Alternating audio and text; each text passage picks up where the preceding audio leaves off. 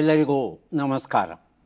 ಥಟ್ ಅಂತ ಹೇಳಿ ಕ್ವಿಜ್ ಕಾರ್ಯಕ್ರಮಕ್ಕೆ ತಮಗೆಲ್ಲ ಸ್ವಾಗತ.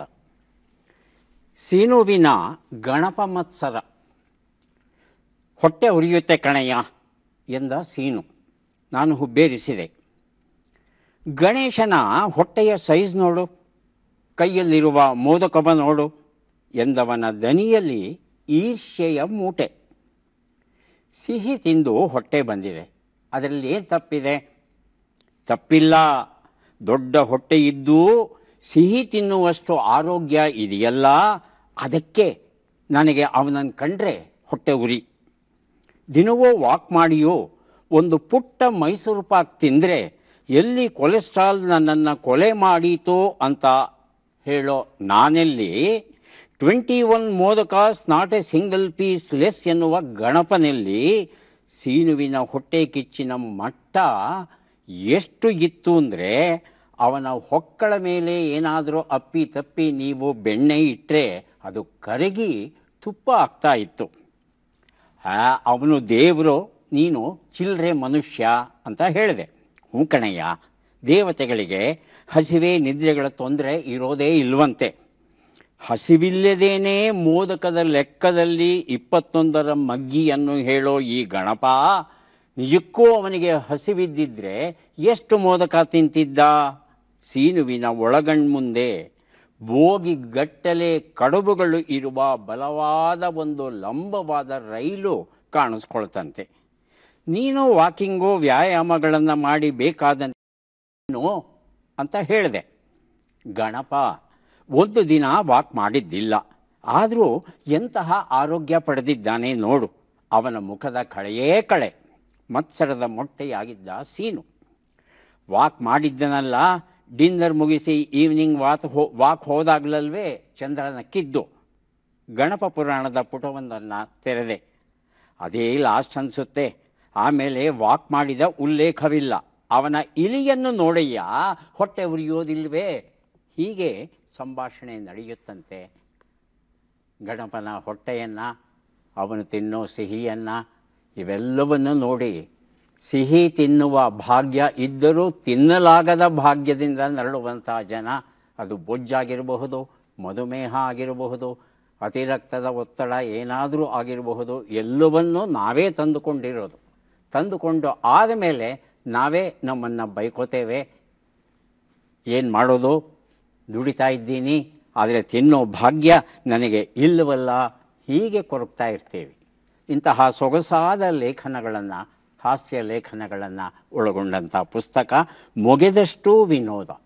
ಇದು ಅಂಕಣ ಬರಹಗಳ ಕೃತಿ. ಮೊಗೆದಷ್ಟು ವಿನೋದ ಎನ್ ರಾಮನಾಥ್ ಅವರು ಬರೆದಿರೋದು. ಒಂದು ಸಲ ರಾಮನಾಥ್ ಅವರನ್ನು ಕೇಳಿದ್ರಂತೆ, ಸ್ವಾಮಿ ನೀವು ರಾಮನಾಥರೋ ಅಥವಾ ರಮಾನಾಥರೋ ಅಂತ. ಯಾಕಂದರೆ ಇಂಗ್ಲೀಷಲ್ಲಿ ಸ್ಪೆಲ್ಲಿಂಗ್ ಒಂದೇ, RAMA. ಅದು ರಮಾನೋ ಆಗ್ಬೋದು, ರಾಮಾನೋ ಆಗಬಹುದು.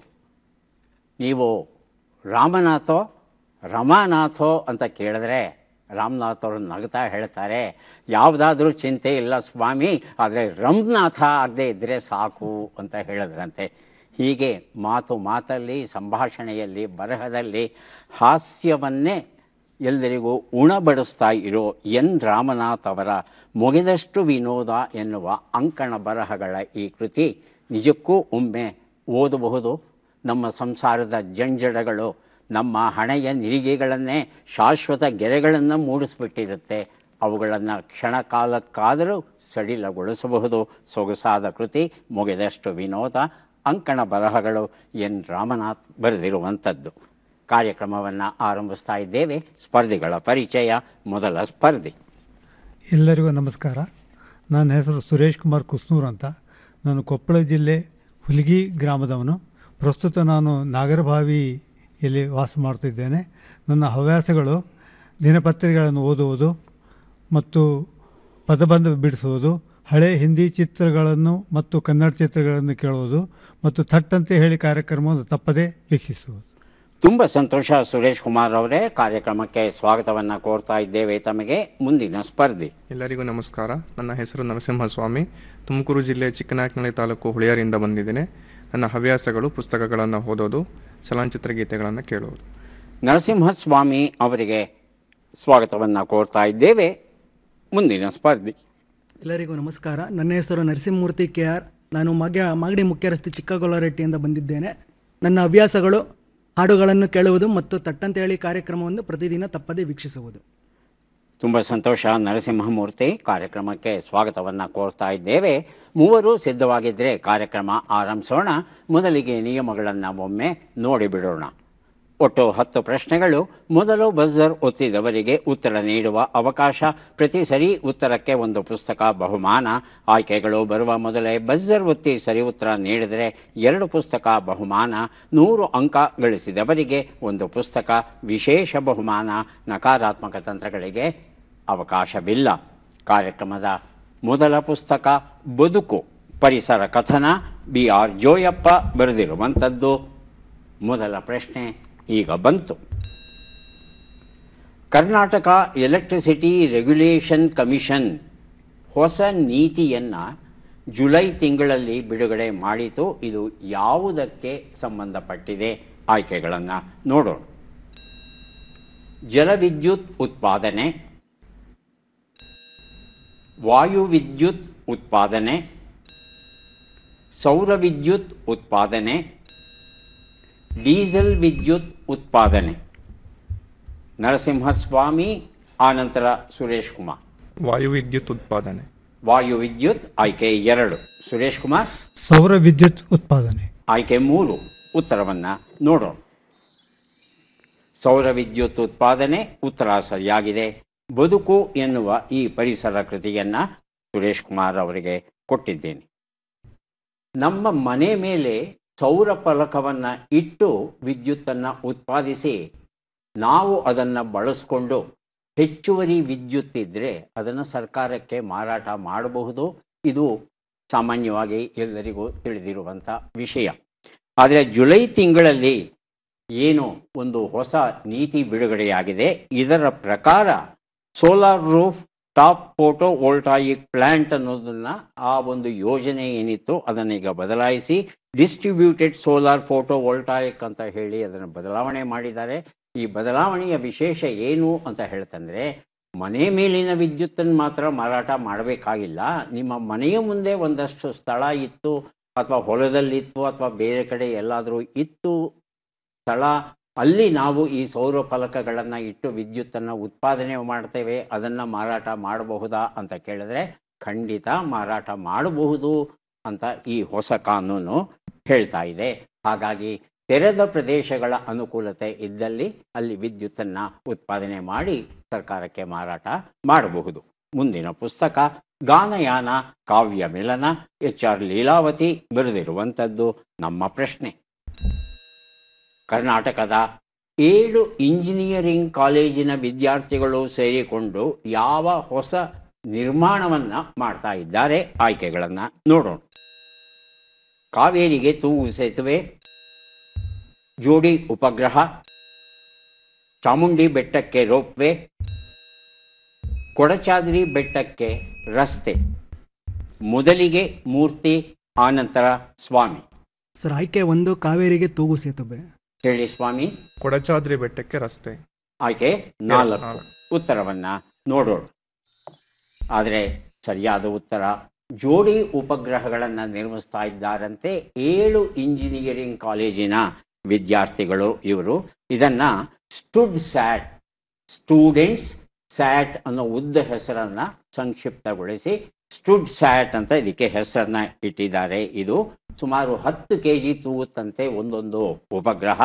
30 ಇಂಚು 30 ಸೆಂಟಿಮೀಟರ್ 30 ಸೆಂಟಿಮೀಟರ್ 15 ಸೆಂಟಿಮೀಟರ್ ವ್ಯಾಪ್ತಿಯನ್ನು ಉಳ್ಳಂಥ ಉಪಗ್ರಹವಂತೆ ಇದು. ಈ ಉಪಗ್ರಹಗಳನ್ನು ನಮ್ಮ ಇಸ್ರೋ ಸಂಸ್ಥೆ ಅದನ್ನು ಬಾಹ್ಯಾಕಾಶಕ್ಕೆ ಸಾಗಿಸುತ್ತೆ. ಅದನ್ನು ಈ ನಿಟ್ಟೆ ಇಂಜಿನಿಯರಿಂಗ್ ಕಾಲೇಜ್ ಇದೆಯಲ್ಲ, ಅವರು ಈ ಯೋಜನೆಯ ನಾಯಕತ್ವವನ್ನು ವಹಿಸಿಕೊಂಡಿದ್ದಾರೆ. ರಾಮಯ್ಯ, RNS, NMMA, ನಾಗಾರ್ಜುನ, ಸಿದ್ಧಲಿಂಗ ಹಾಗೂ ಸಿದ್ಧಾರ್ಥ ಇಂಜಿನಿಯರಿಂಗ್ ಕಾಲೇಜುಗಳು, ಒಟ್ಟು 7 ಕಾಲೇಜುಗಳ ವಿದ್ಯಾರ್ಥಿಗಳು ಭಾಗವಹಿಸಿದ್ದಾರಂತೆ. ಮುಂದಿನ ಪುಸ್ತಕ ಮತ್ತು ಪ್ರಶ್ನೆಯನ್ನು ನೋಡೋಣ. ಜನಪದ ಸಂಸ್ಕೃತಿಯ ಮಹಾ ಸಾಹಿತಿ ಚಂದ್ರಶೇಖರ ಕಂಬಾರ GM ಕೃಷ್ಣಮೂರ್ತಿ ಇದನ್ನು ಬರೆದಿದ್ದಾರೆ. ನಮ್ಮ ಪ್ರಶ್ನೆ: ಚಿನ್ನದ ಗುಣಮಟ್ಟವನ್ನು ಬ್ಯೂರೋ ಆಫ್ ಇಂಡಿಯನ್ ಸ್ಟ್ಯಾಂಡರ್ಡ್ಸ್ ಸಂಸ್ಥೆಯು ಹಾಲ್ಮಾರ್ಕ್ ಗುರುತಿನಿಂದ ನಿರ್ಧರಿಸುತ್ತದೆ. ಈಗ ಯಾವ ಕ್ಯಾರೆಟ್ ಚಿನ್ನವು ಇದರ ವ್ಯಾಪ್ತಿಯಲ್ಲಿ ಬಂದಿದೆ? ಆಯ್ಕೆಗಳನ್ನು ನೋಡೋಣ. 14 ಕ್ಯಾರೆಟ್, 18 ಕ್ಯಾರೆಟ್, 9 ಕ್ಯಾರೆಟ್, 20 ಕ್ಯಾರೆಟ್. ಮೊದಲಿಗೆ ಸ್ವಾಮಿ, ಆನಂತರ ಮೂರ್ತಿ. 20 ಕ್ಯಾರೆಟ್. 20 ಕ್ಯಾರೆಟ್ ಆಯ್ಕೆ 4. ಸರ್, ಮೂರ್ತಿ ಆಯ್ಕೆ 2 18 ಕ್ಯಾರೆಟ್. 18 ಕ್ಯಾರೆಟ್. ಉತ್ತರವನ್ನು ನೋಡೋಣ. ಸರಿಯಾದ ಉತ್ತರ 9 ಕ್ಯಾರೆಟ್ ಆಗಿತ್ತು. ಇದುವರೆಗೂ 14 ಕ್ಯಾರೆಟ್, 18 ಕ್ಯಾರೆಟ್, 20 ಕ್ಯಾರೆಟ್, 23 ಕ್ಯಾರೆಟ್ ಹಾಗೂ 24 ಕ್ಯಾರೆಟ್ಟಿನ ಚಿನ್ನದ ಒಡವೆಗಳು ಸಿಗ್ತಾ ಇದ್ವು. ಇದು ಅಧಿಕೃತವಾದದ್ದು ಅನ್ನೋ ಗುರುತನ್ನು ಸೂಚಿಸೋದಕ್ಕೆ ಹಾಲ್ಮಾರ್ಕ್ ಚಿಹ್ನೆಯನ್ನು ಬಳಸ್ತಾ ಇದ್ರು. 9 ಕ್ಯಾರೆಟಿನ ಚಿನ್ನದ ಆಭರಣಗಳು ಮಾರಾಟ ಆಗ್ತಾ ಇದ್ರು. ಅದರ ಗುಣಮಟ್ಟದ ಬಗ್ಗೆ ಖಾತ್ರಿ ಇರಲಿಲ್ಲ. ಈಗ ಈ 9 ಕ್ಯಾರೆಟಿನ ಚಿನ್ನದ ಆಭರಣಗಳಿಗೂ ಹಾಲ್ಮಾರ್ಕ್ ಗುರುತನ್ನು ಹಾಕಲೇಬೇಕು ಅಂತ ಹೇಳಿ ಸರ್ಕಾರ ಒಂದು ನಿಯಮವನ್ನು ರೂಪಿಸಿದೆ. 9 ಕ್ಯಾರೆಟ್ ಚಿನ್ನದ ಒಡವೆ ಅಂದರೆ ಏನು, ಅದು ಅರ್ಥವಾಗೋಲ್ಲ ಅಂತ ಹೇಳ್ಬೋದು. 37.5ರಷ್ಟು ಚಿನ್ನ ಇರುತ್ತಂತೆ 9 ಕ್ಯಾರೆಟ್ ಒಡವೆಯಲ್ಲಿ. 37.5ರಷ್ಟು ಚಿನ್ನ, ಉಳಿದ ಭಾಗ ಅದು ತಾಮ್ರವೋ ಬೆಳ್ಳಿಯೋ ಮತ್ತೊಂದು ಆಗಿರುತ್ತಂತೆ. ಚಿನ್ನದ ಆಭರಣ ಬೇಕು ಅಂದರೆ ಖಂಡಿತ 9 ಕ್ಯಾರೆಟ್ ಆಭರಣಗಳನ್ನು ಸಹ ಕೊಂಡ್ಕೋಬಹುದು. ಸಾಮಾನ್ಯವಾಗಿ 24 ಕ್ಯಾರೆಟಿನ ಚಿನ್ನದ ಬಿಸ್ಕತ್ಗಳನ್ನು ಮಾರ್ತಾರೆಯೇ ಹೊರತು, ಗಟ್ಟಿಗಳನ್ನು ಮಾರ್ತಾರೆಯೇ ಹೊರತು ಆಭರಣಗಳನ್ನು ಮಾಡಲಿಕ್ಕೆ ಹೋಗಲ್ಲ. ತುಂಬ ಮೃದುವಾಗಿರುತ್ತೆ. ಹಾಗಾಗಿ ಸಾಮಾನ್ಯವಾಗಿ ಒಡವೆಗಳನ್ನು ಮಾಡೋದಕ್ಕೆ 22 ಕ್ಯಾರೆಟ್ ಚಿನ್ನವನ್ನು ಬಳಸೋದು ನಮ್ಮಲ್ಲಿ ಪದ್ಧತಿ ಇದೆ. ಮುಂದಿನ ಪುಸ್ತಕ ಮತ್ತು ಪ್ರಶ್ನೆ: ಪ್ರಭಾವತಿ ಎಸ್ ದೇಸಾಯಿ ಅವರು ಬರೆದ ಗಜಲ್ ಸಂಕಲನ ಸೆರಗಿ ಗಂಟಿದ ಕಂಪು. ಪ್ರಶ್ನೆ: ಸೌದಿಯ ಸ್ಲೀಪಿಂಗ್ ಪ್ರಿನ್ಸ್ ಎಷ್ಟು ವರ್ಷಗಳ ಕಾಲ ಕೋಮಾದಲ್ಲಿದ್ದ? ಪ್ರಶ್ನೆ. ಆಯ್ಕೆಗಳನ್ನು ನೋಡೋಣ. 5 ವರ್ಷ, 15 ವರ್ಷ, 10 ವರ್ಷ, 20 ವರ್ಷ. ಮೊದಲಿಗೆ ಸುರೇಶ್ ಕುಮಾರ್, ಆನಂತರ ನರಸಿಂಹಸ್ವಾಮಿ. 5 ವರ್ಷ. 5 ವರ್ಷ ಆಯ್ಕೆ 1. ನರಸಿಂಹಸ್ವಾಮಿ 15 ವರ್ಷ. 15 ವರ್ಷ ಆಯ್ಕೆ 2. ಉತ್ತರವನ್ನು ನೋಡೋಣ. ಸರಿಯಾದ ಉತ್ತರ 20 ವರ್ಷ ಆಗಿತ್ತು. Al Waleed bin Khalid bin Talal bin Abdul Aziz Al Saud, ಇದು ಇವರ ಪೂರ್ತಿ ಹೆಸರು. ಇದು 2005ರಲ್ಲಿ ಲಂಡನ್ನಿನ ಮಿಲಿಟರಿ ಕಾಲೇಜಲ್ಲಿ ಓದುವಾಗ ಒಂದು ಅಪಘಾತಕ್ಕೆ ತುತ್ತಾಗ್ತಾರೆ. ಆ ಅಪಘಾತದ ಪರಿಣಾಮವಾಗಿ ಇವರು ಕೋಮಾ ಹಂತಕ್ಕೆ ಒಳಗಾಗ್ತಾರೆ.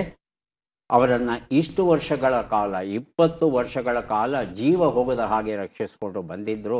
ಆದರೆ ಒಂದು ಘಟ್ಟದಲ್ಲಿ ಮನುಷ್ಯ ಪ್ರಯತ್ನವನ್ನು ಮೀರಿದಂಥ ಪ್ರಾಕೃತಿಕ ಶಕ್ತಿ ಏನಿದೆ ಅದು ತನ್ನ ಪ್ರಭಾವವನ್ನು ಮೀರಿ ಆತ ಜೀವವನ್ನು ಬಿಡಬೇಕಾಯ್ತಂತೆ. ಮುಂದಿನ ಪುಸ್ತಕ ಮತ್ತು ಪ್ರಶ್ನೆ: ಡಾಕ್ಟರ್ KV ಶ್ರೀಕಂಠಯ್ಯ ಅವರು ಬರೆದ ಕರ್ನಾಟಕ ಸಂಗೀತ ಮುಕುಟಮಣಿಗಳು ಎನ್ನುವ ಪುಸ್ತಕ. ಪ್ರಶ್ನೆ: ಬಿಟ್ಟಕ್ಷರಗಳನ್ನು ತುಂಬಿ. ಮು, ಯ, ಕ, ನಿ, ನೆ.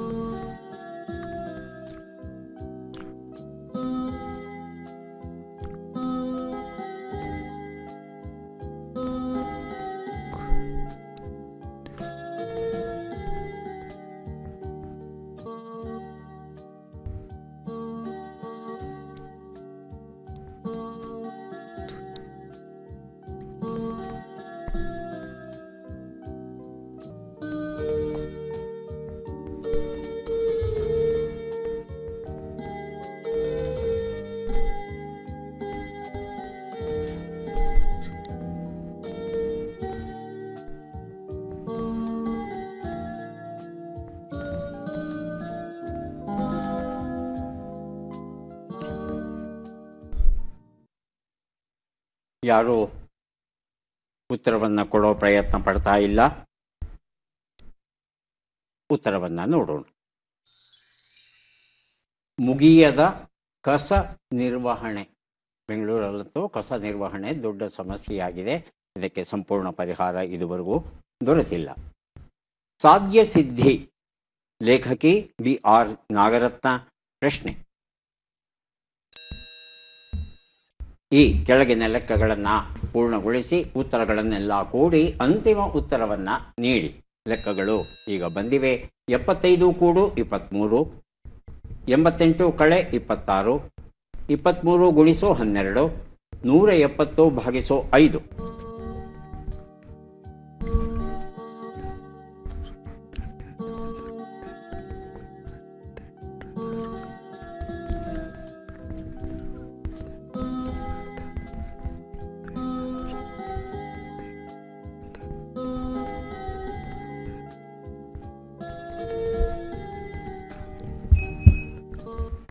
ಬಜರುತ್ತಿದ್ದಾರೆ ನರಸಿಂಹಸ್ವಾಮಿ. 430. 430. 430 ಅಂತ ಹೇಳ್ತಾ ಇದ್ದಾರೆ. ಸುರೇಶ್ ಕುಮಾರ್ ಹಾಗೂ ನರಸಿಂಹಮೂರ್ತಿ ತಾವು ಸಹ ಉತ್ತರ ಕೊಡಬಹುದು. ಲೆಕ್ಕ ಪೂರ್ಣವಾಗಿದ್ದರೆ ಬಜರುತ್ತಿ ಉತ್ತರವನ್ನು ಕೊಡಿ. ಇಲ್ಲಾಂದರೆ ನರಸಿಂಹಸ್ವಾಮಿ ಕೊಟ್ಟಂಥ ಉತ್ತರ ಸರಿಯಾ ಅನ್ನೋದನ್ನು ಪರೀಕ್ಷೆ ಮಾಡಬೇಕಾಗುತ್ತೆ.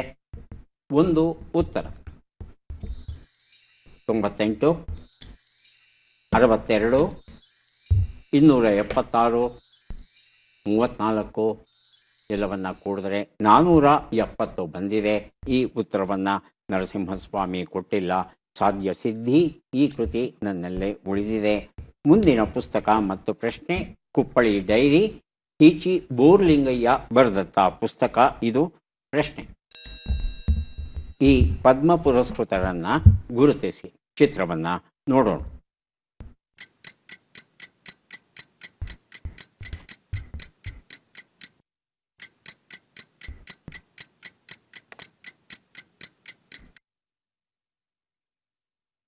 ಆಯ್ಕೆಗಳನ್ನು ನೋಡೋಣ. ಲಿಬಿಯಾ ಲೋಬೋ ಸರ್ದೇಸಾಯಿ, ಪ್ರತಿಭಾ ಸತ್ಪತಿ, ರಾಧಾ ಬಹಿನ್ ಭಟ್, ಜಸ್ಪಿಂದರ್ ನರೂಲಾ.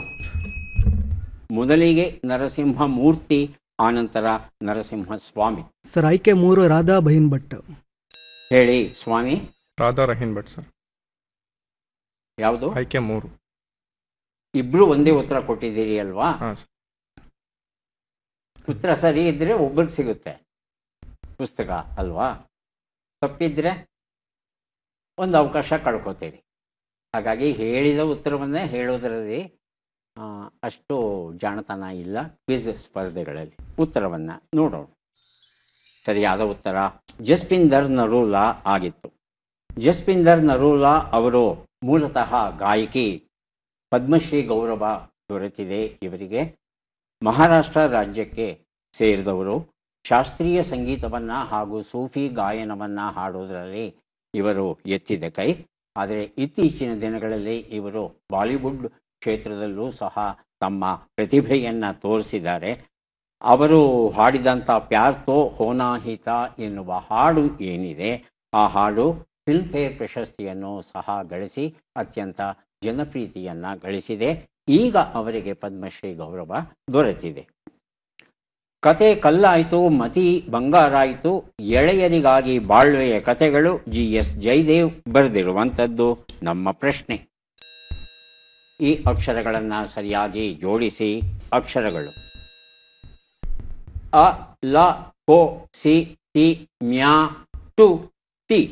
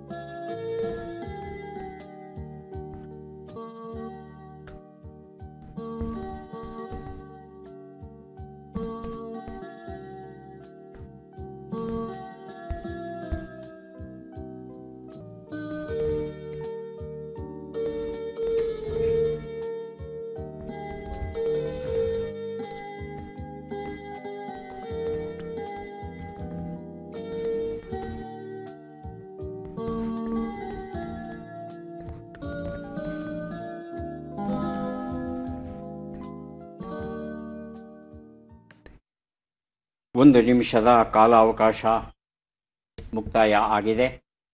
ಯಾರೂ ಉತ್ತರ ಕೊಟ್ಟಿಲ್ಲ. ಉತ್ತರವನ್ನು ಈಗ ನೋಡೋಣ. ಅತ್ತಿ ಸಿಟ್ಟು ಕೊತ್ತಿ ಮ್ಯಾಲ ಅಂತ. ಅತ್ತೆಗೆ ಬೈಯೋಕ್ಕೂ ಆಗಲ್ಲ, ಹೊಡೆಯೋಕ್ಕಾಗಲ್ಲ. ಹಾಗಾಗಿ ಅತ್ತೆ ಮೇಲೆ ಇರೋ ಅಷ್ಟೂ ಕೋಪವನ್ನು ಕೊತ್ತಿ ಮೇಲೆ ಅಂದರೆ ಬೆಕ್ಕಿನ ಮೇಲೆ ತೀರಿಸ್ಕೋತಾಳಂತೆ ಸೊಸೆ. ಒಂದು ಕಾಲದಲ್ಲಿ ಇದು ಬಹುಶಃ ನಿಜ ಇದ್ದಿರಬಹುದು. ಈಗ ಕಾಲ ಬದಲಾಗಿದೆ. ಹಾಗಾಗಿಯೂ ಗಾದೆಯೂ ಬದಲಾಗಬೇಕಾ? ವಿಚಾರ ಮಾಡೋಣ. ಈಗ 3 ಪುಸ್ತಕಗಳನ್ನು ಕೊಡುವಂಥ ಸಮಯ ಬಂದಿದೆ. ಪದಬಂಧ ಸುಳುಹುಗಳನ್ನು ನೋಡೋಣ. ಕಿಟಕಿಯ ಕಿಂಡಿಯಿಂದ ಬರುವ ಕೋಲಿನಂತಹ ಸೂರ್ಯನ ಬೆಳಕು, ತಾವರೆಗಡ್ಡೆ, ಚೆಂಡು ಕಲ್ಲುಗಳ ಆಟ. ಹೇಳಿ ಹೇಳಿ, ಜ್ವರ ಗೊತ್ತಬೇಡಿ, ಮೆತ್ತ ಗೊತ್ತಿದ್ರೆ ಆಗುತ್ತೆ. ಸೂರ್ಯಕಿರಣ. ಮೊದಲನೇದು ಮಾತ್ರ ಸೂರ್ಯ ಕಿರಣ ಅಂತಲ್ಲ. 2ನೇ ಶಬ್ದ, 3ನೇ ಶಬ್ದ,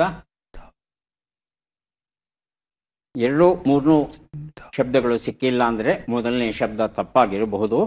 ನರಸಿಂಹಸ್ವಾಮಿ ಹಾಗೂ ನರಸಿಂಹಮೂರ್ತಿ.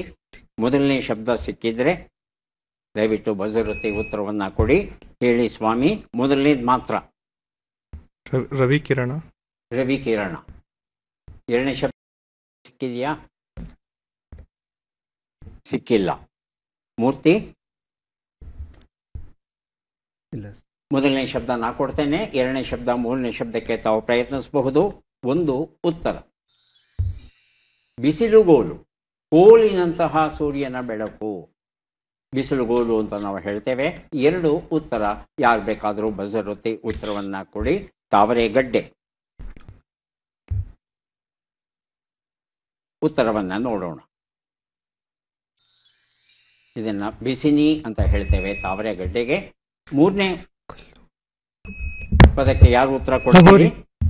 ಸುರೇಶ್ ಕುಮಾರ್ ಹಾಗೂ ನರಸಿಂಹಮೂರ್ತಿ. ಲಗೋರಿ ಅಂತ ಹೇಳ್ತಾ ಇದ್ದಾರೆ ನರಸಿಂಹಮೂರ್ತಿ. ಅದೇ ಉತ್ತರ ಸರ್. ಉತ್ತರವನ್ನು ನೋಡೋಣ. ಲಗೋರಿ ಉತ್ತರ ಸರಿಯಾಗಿದೆ. ಜ್ಯೋತಯ್ಯನ ಬಿದಿರು ಬುಟ್ಟಿ ಎನ್ನುವ ಕಥಾಕೃತಿಯನ್ನು ತೇಜಸ್ವಿನಿ ಹೆಗಡೆ ಬರೆದಿರುವಂಥದ್ದು ಸುರೇಶ್ ಕುಮಾರ್ ಅವರಿಗೆ ಕೊಟ್ಟಿದ್ದೇವೆ. ಈಗ ನಾವು ಬಂದಿದ್ದೇವೆ ಕಾರ್ಯಕ್ರಮದ ಕೊನೆಯ ಘಟ್ಟಕ್ಕೆ. ಚಟ್ಪಟ್ ಚಿನ್ಕುರುಳಿ 5 ಪ್ರಶ್ನೆಗಳು. ಮೊದಲ ಅವಕಾಶ ಸುರೇಶ್ ಕುಮಾರ್ ಅವರಿಗೆ ಬಂದಿದೆ. ಸಿದ್ಧವಾಗಿದ್ದರೆ ಪ್ರಶ್ನೆಗಳನ್ನು ಆರಂಭಿಸ್ತೇವೆ. ಮೊದಲ ಪ್ರಶ್ನೆ. ಪಿ ಲಂಕೇಶ್ ಬರೆದ ನಾಟಕದ ಹೆಸರೇನು? ಸಂಕ್ರಾಂತಿ, ಉಗಾದಿ? ಸಂಕ್ರಾಂತಿ. ಮುಂದಿನ ಪ್ರಶ್ನೆ. ಹಲಗಲಿಯ 500 ಬೇಡರ ಹೋರಾಟದಲ್ಲಿ ಎಷ್ಟು ಜನರನ್ನ ಗಲ್ಲಿಗೆ ಏರಿಸಲಾಯಿತು? 19, 29? 29. ಮುಂದಿನ ಪ್ರಶ್ನೆ. ಕೃಷ್ಣನು ಯಾವ ರಾಕ್ಷಸನನ್ನು ಉಪಾಯವಾಗಿ ಮುಚುಕುಂದನಿಂದ ಕೊಲ್ಲಿಸಿದನು? ಕಾಲಯವನ, ಕಾಲಭೈರವ? ಕಾಲಯವನ. ಮುಂದಿನ ಪ್ರಶ್ನೆ. ಈ ಗಾದೆಯನ್ನು ಪೂರ್ಣಗೊಳಿಸಿ. ಚಪ್ಪರಕ್ಕೆ ಗತಿ ಇಲ್ಲದವನು ಉಪ್ಪರಿಗೆಯನ್ನು ಆಶಿಸಿದೆನಂತೆ. 5ನೇ ಪ್ರಶ್ನೆ. ಈ ಒಗಟನ್ನು ಬಿಡಿಸಿ. 4 ಮೂಲೆಯ ಕೊಳ, ನಾಮ ತೆಗೆಯೋಕ್ಕೂ ನೀರಿಲ್ಲ.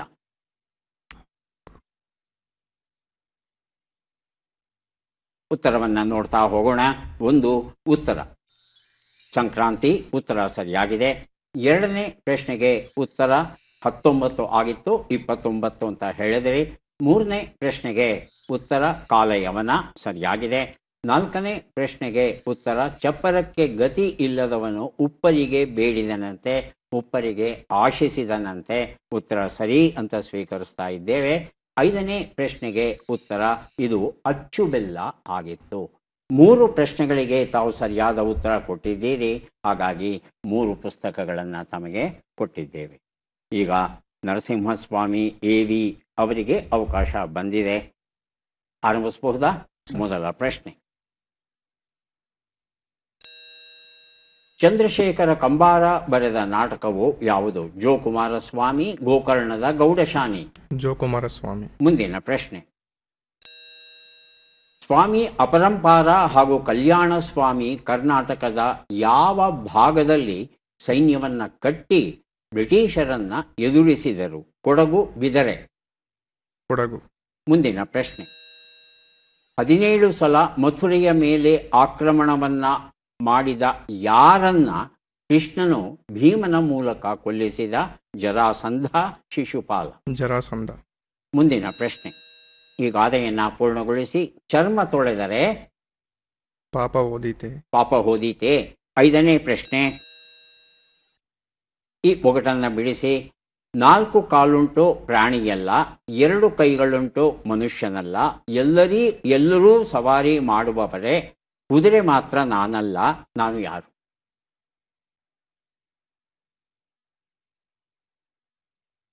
ಉತ್ತರವನ್ನು ನೋಡ್ತಾ ಹೋಗೋಣ. ಒಂದು ಉತ್ತರ ಜೋಕುಮಾರ ಸ್ವಾಮಿ, ಉತ್ತರ ಸರಿಯಾಗಿದೆ. 2ನೇ ಪ್ರಶ್ನೆಗೆ ಉತ್ತರವನ್ನು ನೋಡೋಣ. ಕೊಡಗು ಸರಿಯಾಗಿದೆ. 3ನೇ ಪ್ರಶ್ನೆಗೆ ಉತ್ತರವನ್ನು ನೋಡೋಣ. ಜರಾಸಂಧ ಸರಿಯಾಗಿದೆ. 4ನೇ ಪ್ರಶ್ನೆಗೆ ಉತ್ತರ ಚರ್ಮ ತೊಳೆದರೆ ಕರ್ಮ ಹೋದೀತೆ, ಪಾಪ ಹೋದೀತೆ, ಆ ಅರ್ಥದ ಗಾದೆ ಮಾತು. ಉತ್ತರ ಸರಿ ಅಂತ ಸ್ವೀಕರಿಸ್ತೇವೆ. 5ನೇ ಪ್ರಶ್ನೆಗೆ ಉತ್ತರ ಇದು ಕುರ್ಚಿ ಆಗಿತ್ತು. 4 ಪ್ರಶ್ನೆಗಳಿಗೆ ತಾವು ಉತ್ತರವನ್ನು ಕೊಟ್ಟಿದ್ದೀರಿ. ಹಾಗಾಗಿ ತಮಗೆ 4 ಪುಸ್ತಕಗಳನ್ನು ಕೊಡ್ತಾ ಇದ್ದೇವೆ. ಈಗ ಅವಕಾಶ ನರಸಿಂಹಮೂರ್ತಿ KR ಅವರಿಗೆ ಬಂದಿದೆ. ಸಿದ್ಧವಾಗಿದ್ದೀರಾ? ಹೌದು ಸರ್. ಮೊದಲ ಪ್ರಶ್ನೆ. ಗಿರೀಶ್ ಕಾರ್ನಾಡ್ ಬರೆದ ನಾಟಕ ಯಾವುದು? ಅಗ್ನಿ ಮತ್ತು ಮಳೆ, ಅಗ್ನಿ ಮತ್ತು ಗಾಳಿ? ಅಗ್ನಿ ಮತ್ತು ಮಳೆ. ಮುಂದಿನ ಪ್ರಶ್ನೆ. ಬ್ರಿಟಿಷರ ಸೇವೆಯಲ್ಲಿದ್ದು ಬ್ರಿಟಿಷರ ವಿರುದ್ಧ ಹೋರಾಡಿ ಹುತಾತ್ಮರಾದವರು ಯಾರು? ಮುಂಡರಗಿ ಭೀಮರಾವ್, ನರಗುಂದದ ಬಾಬಾ ಸಾಹೇಬ? ಮುಂಡರಗಿ ಭೀಮರಾವ್. ಮುಂದಿನ ಪ್ರಶ್ನೆ. ಯಾರ 100 ಬೈಗುಳನ್ನು ಸಹಿಸಿಕೊಂಡು 101ನೆಯ ಬೈಗುಳವನ್ನಾಡುತ್ತಿರುವಂತೆಯೇ ಅವನನ್ನು ಕೊಂದ? ಕೃಷ್ಣ, ಶಿಶುಪಾಲ, ದಂತವಕ್ರ? ಶಿಶುಪಾಲ. ಮುಂದಿನ ಪ್ರಶ್ನೆ. ಈ ಗಾದೆಯನ್ನು ಪೂರ್ಣಗೊಳಿಸಿ. ಚಾಡಿ ಮಾತಿನಿಂದ.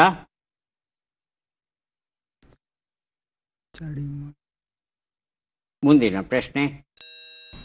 ಈ ಒಗಟನ್ನು ಬಿಡಿಸಿ. ನಾವು, ನಮ್ಮಷ್ಟು, ನಮ್ಮರ್ಧ, ನಮ್ಮ ಕಾಲು, ನೀನೂ ಸೇರಿದರೆ 100.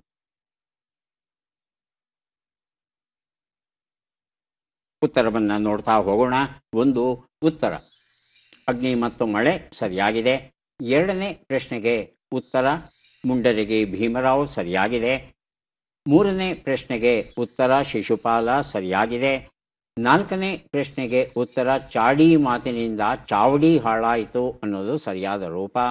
5ನೇ ಪ್ರಶ್ನೆಗೆ ಉತ್ತರ ಇದು 36 + 36 + 18 + 9 + 1 ಇವೆಲ್ಲವನ್ನೂ ಸೇರಿದರೆ 100 ಆಗುತ್ತೆ.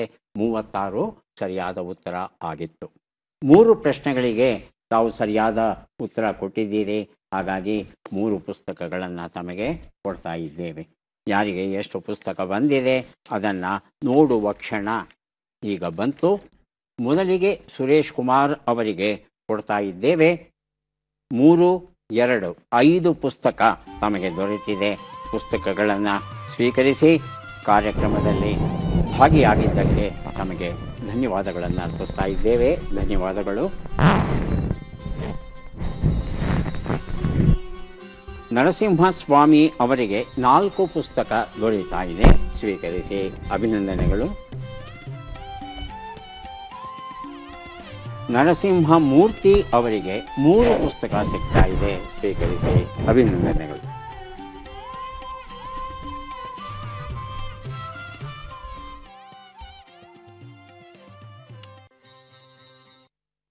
ಚಿನ್ನದಿಂದ ನಾಣ್ಯ ಮಾಡ್ತಾರೆ, ಅದು ಗೊತ್ತಿರುವಂಥ ವಿಚಾರ. ಜಗತ್ತಿನಲ್ಲಿ ಅತ್ಯಂತ ದೊಡ್ಡ ನಾಣ್ಯ ಯಾವುದು? ಇದುವರೆಗೂ ತಯಾರು ಮಾಡಿರೋ ನಾಣ್ಯಗಳಲ್ಲಿ ಅತ್ಯಂತ ದೊಡ್ಡ ನಾಣ್ಯ ಯಾವುದು ಅಂತ ಕೇಳಿದರೆ ಇದು ಆಸ್ಟ್ರೇಲಿಯಾ ದೇಶದ ಪರ್ತಲ್ಲಿ ಇದನ್ನು ಟಂಕಿಸಿದ್ರಂತೆ. ಇದು ಎಷ್ಟು ದೊಡ್ಡದಿತ್ತು ಅಂದರೆ 80 ಸೆಂಟಿಮೀಟರ್ ಅಗಲ ಇತ್ತಂತೆ. ತೂಕ ಎಷ್ಟಪ್ಪ ಇತ್ತು ಅಂದರೆ ಸರಿಯಾಗಿ 1 ಟನ್. ಇದಕ್ಕಿಂತ ದೊಡ್ಡ ನಾಣ್ಯವನ್ನು, ಚಿನ್ನದ ನಾಣ್ಯವನ್ನು ಇದುವರೆಗೂ ಯಾರೂ ಟಂಕಿಸಿಲ್ಲ. ಮತ್ತೆ ಭೇಟಿಯಾಗೋಣ. ನಮಸ್ಕಾರ.